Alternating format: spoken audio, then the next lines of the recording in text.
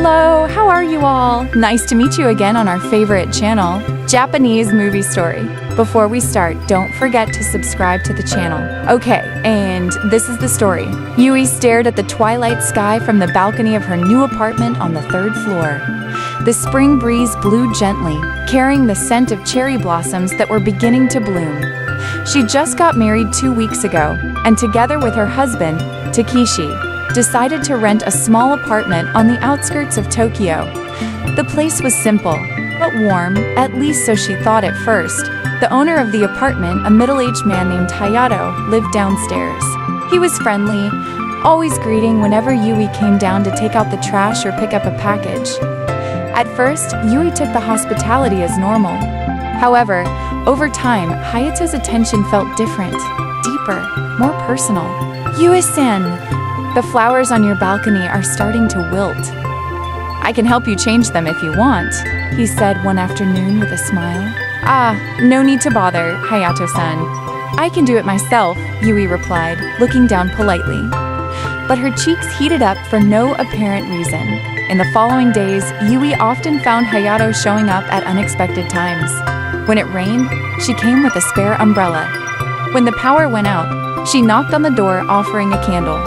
Takeshi, her husband, was getting busy with his work out of town, leaving Yui alone in the apartment almost every night. Loneliness began to creep silently. In the silence of the night, the sound of Hayato's steps on the stairs sounded soothing.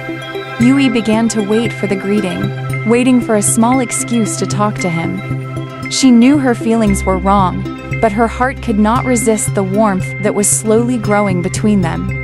One night, when it was raining heavily, the electricity went out again. Yui sat in the living room, lit only by candlelight. There was a sudden, gentle knock on the door. Yui-san? Are you okay? Hayato's voice sounded from outside. Come in, she answered softly. Hayato stepped inside, carrying a thermos of hot tea. They sat together, silent, only hearing the sound of rain outside the window. In the dim light, Yui saw Hayato's gentle yet longing eyes. At that moment, time seemed to stop. She knew the line between concern and feeling had blurred.